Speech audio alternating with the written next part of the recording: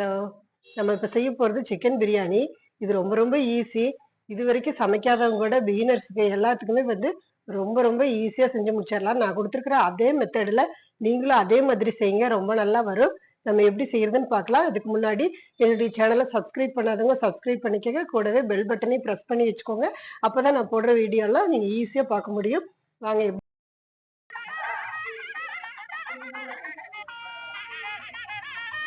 Welcome to tasty chef மாம். இப்போ நம்ம குக்கரில் தான் செய்ய போகிறோம். அதுக்குள்ள குக்கர் நல்லா காஞ்சது 1 ஸ்பூன் நெய் விட்டுக்கலாம். கூடவே 2 ஸ்பூன் ஆயில் விட்டுக்கலாம். நெய் அதிகமாக விட்டோம்னா பிரியாணியோட டேஸ்ட் கம்மியாயிரும். அதனால அளவாக 1 ஸ்பூன் மட்டும் விட்டுக்கலாம். இது நல்லா காஞ்சி வந்தது.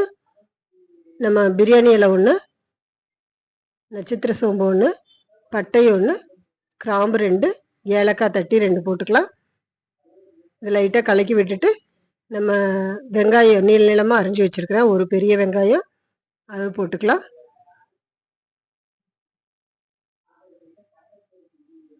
கூடவே ஒரு பச்சை மிளகாய் கீரி போட்டுக்கலாம். ஒரு கொத்து கருவேப்பிலை, இதையெல்லாம் போட்டு நல்லா வதக்கி விட்டுக்கலாம். நல்லா வதங்கி வந்ததுக்கப்புறம் மிளகாத்தூள் 1 ஸ்பூன், பிரியாணி மசாலா 2 ஸ்பூன், மஞ்சள் தூள் 1/4 ஸ்பூன் போட்டிருக்கேன். இது வெங்காயத்து கூடயே போடும்போது நம்மளுக்கு நல்ல கலர் கிடைக்கும். இது நல்லா வதங்கி வந்தது. நம்ம தக்காளி போட்டுக்கலாம். மல்லித்தூள் 2 ஸ்பூன் போட்டிருக்கேன். இப்போ இதுவே நான் ஒரு தக்காளி மீடியம் சைஸ் தக்காளியை மிக்சியில் அரைச்சி வச்சுருக்கேன். நம்ம அரைச்சி ஊற்றிக்கிட்டோம்னா நம்மளுக்கு சீக்கிரமாக வதங்கி வந்துடும், நல்லாமல் இருக்கும் டேஸ்ட்டு. இது நல்லா எண்ணெய் பிரிஞ்சு வரட்டும். இது கூடவே நான் 1/2 கிலோ சிக்கனை நல்லா கழுவி சுத்தம் பண்ணி எடுத்து வச்சுருக்கேன், அது போட்டுக்கலாம். நம்ம அரிசி எவ்வளோ எடுக்கிறோமோ அதுக்கு ஈக்குவலாக சிக்கனை எடுத்தோம்னா தான் பிரியாணி நல்லா டேஸ்ட்டாக இருக்கும். எலும்போடு சேர்ந்து எடுத்துக்கலாம். இது நல்லா எண்ணெய் மசாலா எல்லா பக்கம் படுற மாதிரி கலந்து விட்டுக்கலாம். இதுக்கு 1 ஸ்பூன் உப்பு போட்டுக்கலாம். நீங்கள் எவ்வளோ தேவை இருக்கோ அவ்வளோ போட்டுக்கோங்க.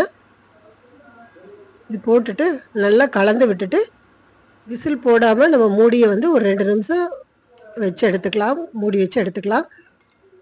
இது மசாலோடு சேர்ந்து சிக்கன் கொஞ்சம் வெந்து வரட்டும். நான் சும்மா தான் வைக்கிறேன்.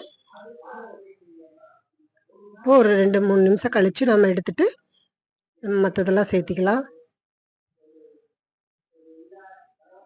இது கூடவே புதினா தலையும் கொத்தமல்லி தலையும் ஒரு கைப்பிடி போட்டுக்கலாம். ஒரு 1/4 லெமன் புழிஞ்சு விட்டுருக்கிறேன். கூடவே 2 டேபிள் ஸ்பூன் கெட்டி தயிர் இதெல்லாம் போட்டு நல்லா கலந்து விட்டுக்கோங்க.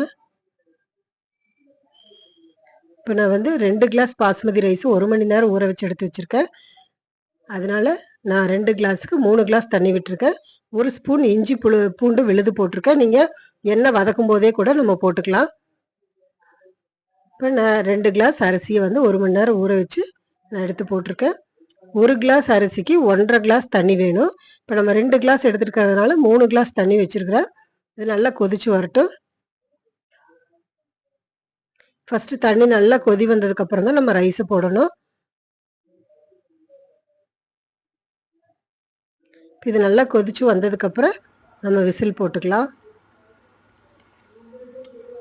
ஒரு 2-3 தடவை நல்லா கலந்து விட்டுக்கலாம். விட்டுட்டு மூடி வச்சுட்டு நம்ம ஒரு 2 விசில் விட்டு எடுத்துக்கலாம். அடுப்பு ரொம்ப சிம்மில் வச்சிடணும். இந்த மாதிரி விசில் வந்துருச்சு. ஓப்பன் பண்ணி பார்க்கலாம். சூப்பராக மணமாக வந்திருக்கு. இதுக்கு மேலே நம்ம நல்லா லைட்டாக கலந்து விடணும். இது சூடாக இருக்கிறதுனால நம்ம ரொம்ப அழுத்தினோம்னா களி மாதிரி ஆயிரும். அதனால் படாமல் அப்படியே பரட்டி விட்டுக்கலாம். கொஞ்சம் ஆறுச்சுன்னா நல்லா வந்துடும். அப்படியே கலந்துட்டு ஒரு 5 நிமிஷம் அப்படியே மூடி வச்சிடலாம்.